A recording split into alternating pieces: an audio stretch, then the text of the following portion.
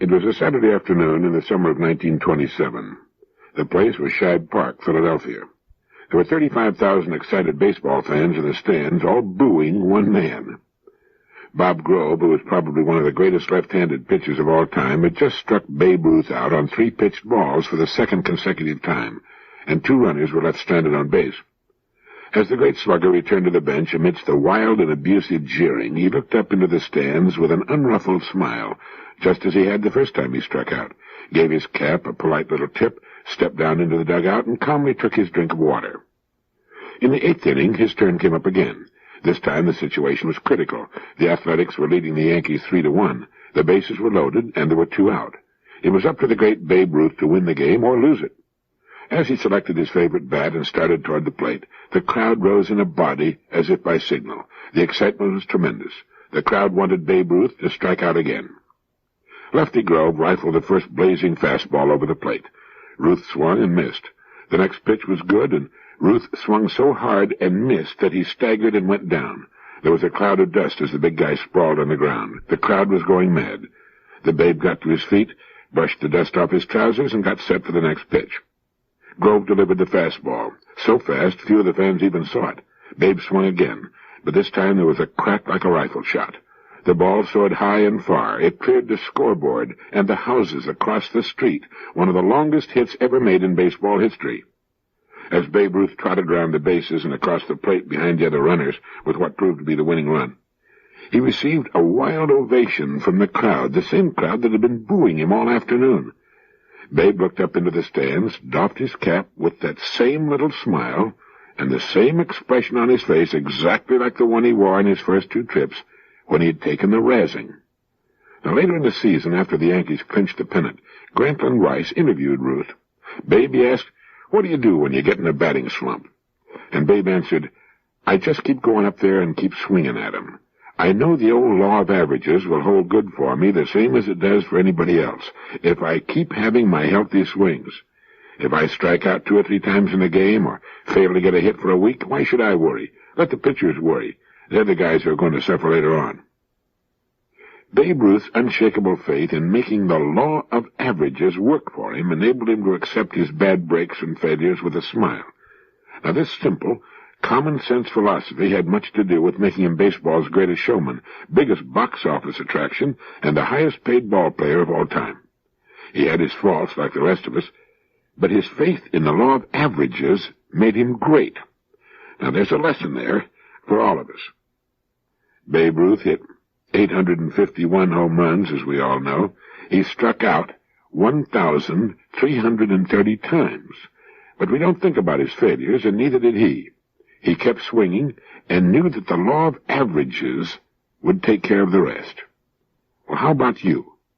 I think that's another important principle that we might keep in mind, how the law of averages will work for us if we'll stay in there and if we'll keep swinging. We know that one of the most valuable attributes an adult can have is persistence. And a DePaul University psychologist, Dr. Glenn D. Jensen, has found that the best way to develop persistence in a child is to permit him to fail regularly. When we see a young child trying to do something and finding it difficult, and realizing how simply we can help him finish what he's trying to do, we have an almost overwhelming impulse to give him a hand. If we do this too often, it can be a mistake. In the tests conducted by Dr. Jensen, youngsters aged 3 to 9 years were tested in a room equipped with levers and knobs. They learn after a few minutes that twisting one of them will produce marbles, which will be exchanged for pennies. Now, some of the children are purposely spoiled, get marbles every time they twist the knobs. Others get marbles only after a number of knob twists. Then Jensen cuts off the marbles entirely and begins measuring the children's persistence. Now, white rats also are used in the experiments. The psychologist divides the white rats into 2 groups, those to be spoiled with kindness and those to be disappointed. Now, those to be spoiled are placed in a small cell with a single bar, which, when pressed, produces a tiny pellet of food. The second group finds it harder to come by. The first time they press the bar, it produces, but the next pellet comes only after 5 presses. Then this is raised by geometric progression to 10, 20, 40, 80, and 160. The graphs show that the spoiled rats lose heart quickly when they discover that they will not get food each time. But the frequently disappointed rats keep at it. It seems that the reaction of the children is just about the same as that of the rats, which all goes to prove, what you probably knew already, that a life full of rewards is less a spur to sticking with the job than if it's interlaced with disappointment. When asked if young humans act like laboratory animals in these tests, the university said the answer seems to be yes. So it would appear then that the wise mother or father is not the one who says, "Here, let me help you with that," but instead understands the importance of failure. Failure keeps us trying. Easy success tends to cause us to give up the first time that we're faced with a job that takes persistence. Now, this is probably why the most popular sports and games are those most difficult to master. This must be why millions of men go back to golf each year, knowing that it's one of the most difficult games to get good at. The same would apply to the universal popularity of tennis, bridge, marriage, politics, and statesmanship. But the purpose in my mentioning these tests with youngsters and white rats, if you can forget the invidious comparison, is that we need to fail if we're to develop persistence. And maybe we shouldn't be so quick to give the kids a hand when they find themselves stumped on a problem. A bright, personable young man had been offered the opportunity to work for a highly successful, well-established manufacturing company. He saw the personnel director, talked with other officers of the company, and finally requested an interview with the company's president and chairman of the board. And this is how the president himself tells the story of what happened. The young man said he was considering an offer to join our company. He wanted to be certain he was making the right lifetime choice, and he felt he had a right to research this question right up to the chairman of the board. He was intelligent, ambitious, and appeared to have good potential for growth. In fact, the company president went on to say, "I caught myself speculating as to whether or not he might run the company in 20 years. However, his line of questioning was disappointing. It suggested that his goal was personal security and not opportunity. He was interested not in our problems and probable growth, but in our rate of employee turnover, in our fringe benefits, and in our pension plan, to a point where it became apparent to me that he wanted to spend his working days in an atmosphere of maximum personal security, and not in a dynamic environment of exploiting our opportunities. I felt I had an obligation to place this matter in focus, and he appeared shocked when I told him that I was sure he could not find security in our company, because I'd been looking for it for some time and couldn't find it myself. I told him that it was frequently necessary for us to make major strategic decisions with respect to product, key personnel, pricing, expansion, and the like, and that despite our excellent staff, our sound product position, and our financial strength, a major error could relegate all of our personal security programs to the ash can. I reminded him, for example, that products can be obsoleted by research and invention, conducted in some remote basement in the world, which would have the effect of rendering unnecessary our plants, facilities, personnel, even management. I also reminded him that this not only could happen, but has happened many times. I told him that there was no absolute security in our company or any other company, except that which our personnel collectively earned from day to day and from year to year, and that furthermore there was no absolute security for him in our company unless he remained competitive in his work until the day of his retirement. And finally, I suggested that in planning his life work, that he place major emphasis on exploiting opportunities for growth, with their attendant successes and failures, rather than on personal security in and of itself. Well, unfortunately, he behaved like the young man reported in the Gospel who asked the Lord what he might do to gain eternal life. When he heard the answer, and considering it too hard, he silently went away. Morbid emphasis on personal security generates a certain myopia, a dedication to the status quo, resistance to change, and the rejection of opportunities for personal growth with their associated risks and rewards because there might be a finite chance to fail. And he closed with this thought: I've learned over the years that preoccupation with security breeds insecurity, and that security, like happiness, most often eludes those who pursue it the most. Paradoxically, security most often comes to him who in life assumes the risks of insecurity. The other day in a taxi, I felt amusing about the story A Connecticut Yankee. Maybe you're old enough to remember the movie with Will Rogers. In the story, he's struck by lightning or some such thing and finds himself magically transported back in time to the days of King Arthur and his Knights of the Round Table. And I began trying to think of something I could teach the people if the same thing happened to me. And it poses an interesting question. If you were suddenly transported back in time, say 1,000 years, what could you teach the thinking people of that time? You would know So much that they still hadn't dreamed of: the airplane, an automobile, electricity and a telephone, printing, gunpowder, atomic energy, the steam engine, the propeller. If you were taken back to the year 1000 A.D., what could you teach them? For one thing, it'll make you realize how little you really know. However, if you could manage to keep from being burned as a sorcerer, the wise men of the time would make pilgrimages to see you and ask thousands of questions. You would be the most famous person on earth and the most celebrated. You'd be 400 years ahead of Gutenberg in his discovery of movable type and printing, 600 years ahead of Galileo, 500 years ahead of Columbus. But with all of your knowledge of our modern world and its thousands of wonders, what could you show them how to do? The aspirin tablet, the first real wonder drug and painkiller, would have been an unbelievable boon to them in their suffering. Could you show them how to make it? How to mix saltpeter, charcoal, and sulfur to produce gunpowder? How about the steam engine? Could you show them how to make one? Or a simple electrical generator? Or how to make wire? Could you make a clock? Or a still to refine kerosene and gasoline from crude oil? We know so much about so many thousands of things, but with the exception of our specialty, we'd be hard-pressed to teach them how to really make much of anything.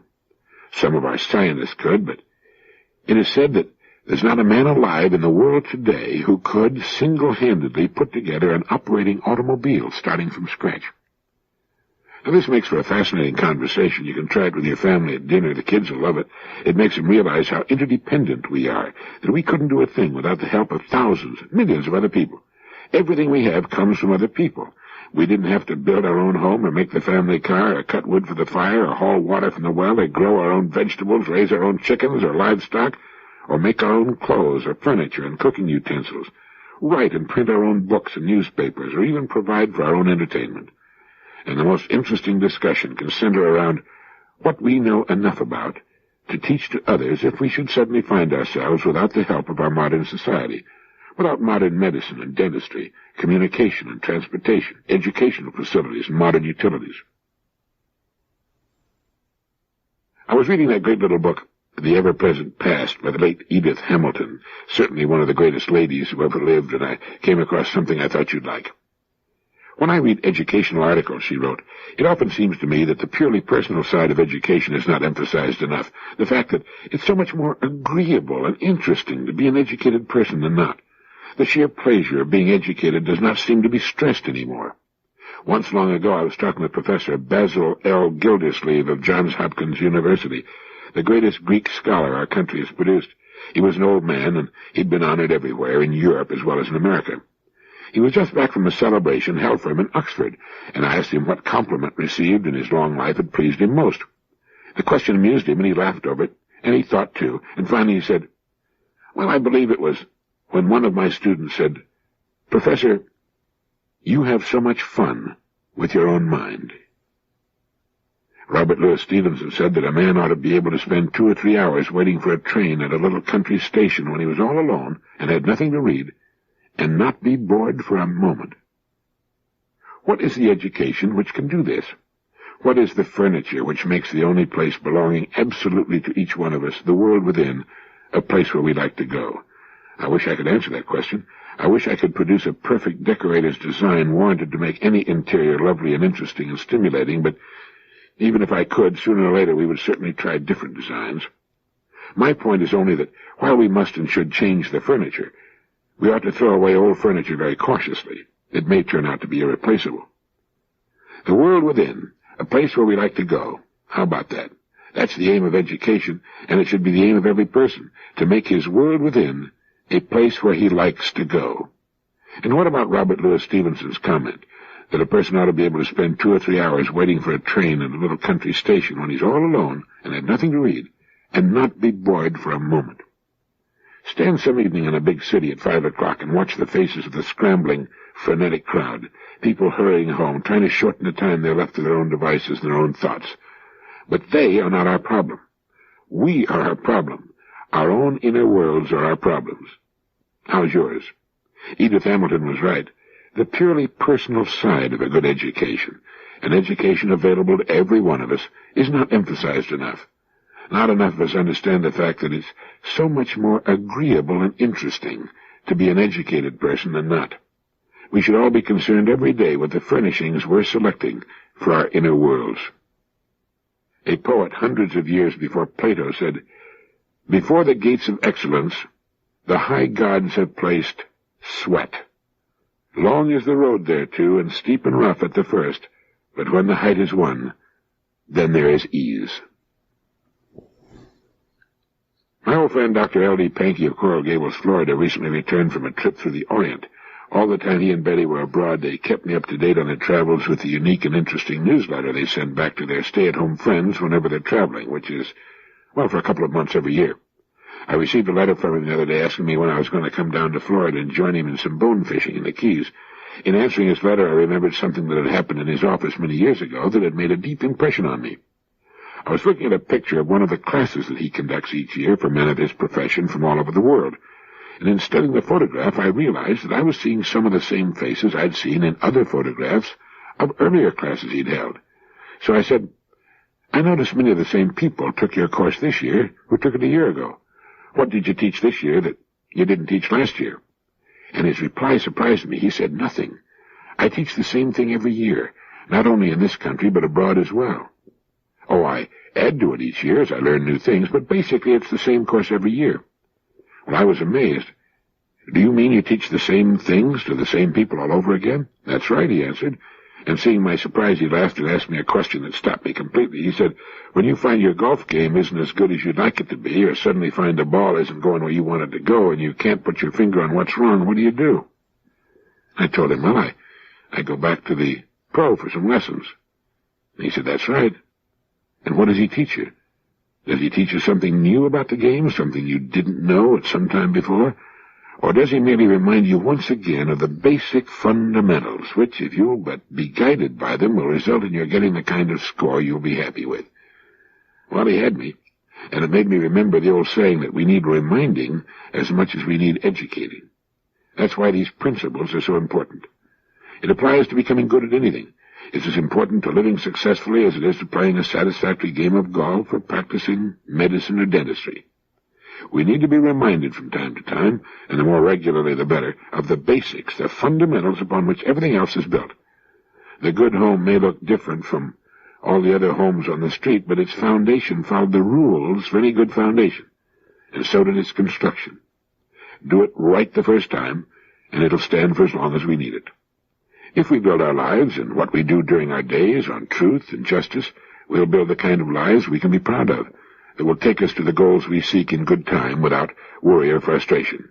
But we do need reminding. You might remember that bit about the golf pro. He doesn't teach you anything new, but he reminds you of some of the basics you've forgotten and helps you rid yourself of some bad habits. No matter what it is a person does, if he does it too long without a break of some kind, he's apt to get off the track. He loses his objectivity. Experts in various fields have been in them so long they forget what they're trying to do. This is why the book written by the learned professor is often written to win the approval of other learned professors. As a result, it doesn't amount to much because nobody reads it but learned professors who already know everything that's in it. Nobody who needs it and could learn from it can get interested in it, even if he can understand it. Take the field of advertising. It all started as a means of getting people to buy products. It's a form of salesmanship. But so many advertising people have been in advertising for so long, it sometimes seems they've forgotten the real purpose, and they've lost touch with the people they're supposed to motivate. Whit Hobbs, Senior Vice President in charge of creative services at Benton & Bowles, made a speech some time back, in which he urged a return to honest fundamentals, and he asked his audience if, when they sit down to write or judge an ad, they set their standards as high as they could and should be. He said, "You say to yourself, if this doesn't sell me, excite me, arouse or amuse or interest or challenge or help or befriend me, how the heck is it going to sell other people?" He said that other people aren't different. He said they're smart like you, and savvy and hurried and harried and concerned and confused, just like you. Too many kids, not enough money, worried about crabgrass and Congress and college and communists and constipation. Their upper sinuses are clogged and so are their septic tanks, just like yours. He said they're great people, just like you. Get to know them better. You can't help liking them. Stop feeding them pap. They've outgrown it years ago. Start talking up to them. That's the way they want to be talked to. Stop beating them over the head. Stop boring them. He said, give them bright, bold, friendly, helpful, challenging, entertaining advertising that customers like. From you and me, he went on to say, with regard to advertising, they want friendship and understanding and sympathy and help. They want quality, quality, quality. Why don't we give it to them? In speaking of the run-of-the-mill, ridiculous, insulting advertising, Hobbes said, why do we have the same dull housewife in the same dull kitchen, with the same totally inept husband and the same know-it-all mother in every commercial, and those same unattractive people sitting around the table grinning all through breakfast every morning? Where do we find people like this? People so stupid they can sit there and eat a whole meal and not even know there's an announcer standing right there in the room with them. Where do we find those models in car ads, those tall, gawky, empty-headed, flat-chested girls standing there with silly, gaudy clothes on and plumes in their hair and feet spread way apart like they had an itch, staring adoring at the new car? Why don't we try to win customers instead of prizes? It's true. Spend too much time doing the same job, and if you don't get off once in a while and take a good, long, objective look at what you're doing, you can lose touch completely, get completely off on the wrong track. The last couple of days I've been reading a book that's been in my library for many years. It was written, I believe, in 1935 and is possibly now out of print. It's Man the Unknown by Dr. Alexis Carrel, the great Nobel Prize-winning physician who died in 1944. He writes that the happiest and most useful men consist of a well-integrated whole. This would also apply to women, of course. Consist of a well-integrated whole of intellectual, moral, and organic activities. The quality of these activities and their equilibrium gives to such a type its superiority over the others. The development of complete human beings must be the aim of our efforts. It is only with such thoroughly developed individuals that a real civilization can be constructed. And then he says, there is also a class of people who, although as disharmonious as the criminal and the insane, are indispensable to modern society. They are the people of genius. They are characterized by a monstrous growth of some of their psychological activities. A great artist, a great scientist, a great philosopher is rarely a great man. He is generally a man of common type, with one side overdeveloped. Genius can be compared to a tumor growing upon a normal organism. And these ill-balanced beings are often unhappy, but they give to the entire community the benefit of their mighty impulses. Their disharmony results in the progress of civilization. Humanity has never gained anything from the efforts of the crowd.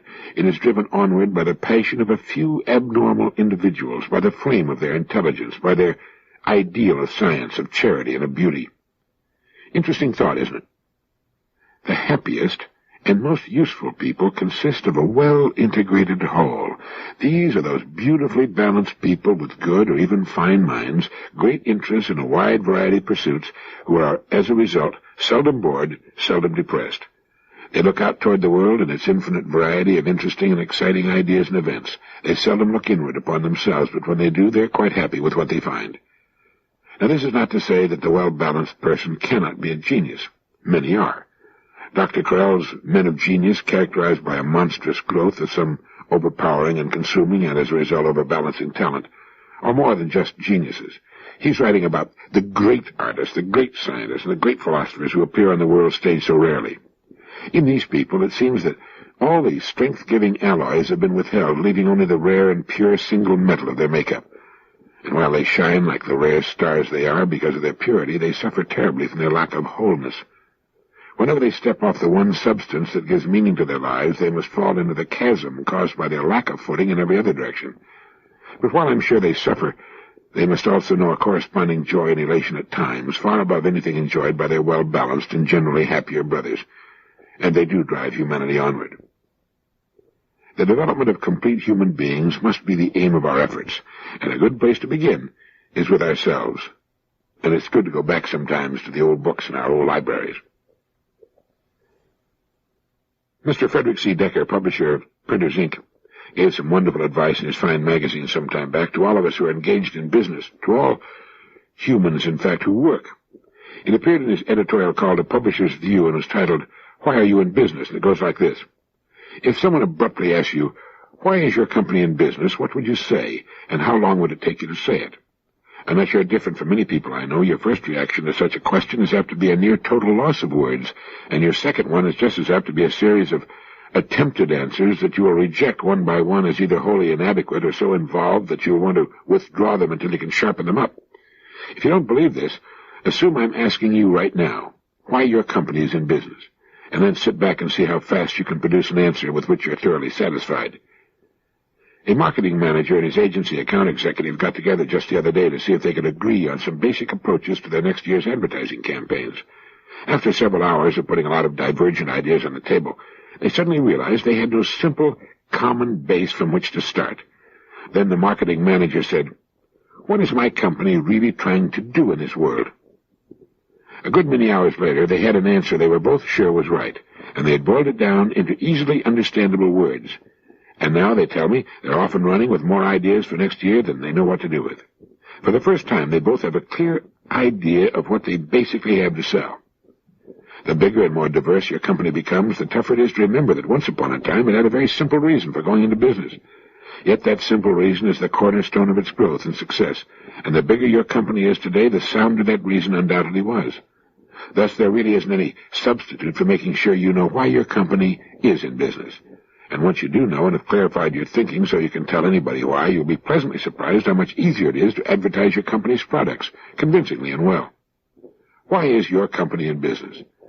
If you're sure you know and can say why clearly and memorably, sit right down and write an advertisement for any product your company makes. I almost guarantee you'll be very pleased with the results. Thank you, Mr. Decker. Well said as usual. You know, this is really all we need from time to time. A reminder to turn to basic fundamentals, to our beginnings.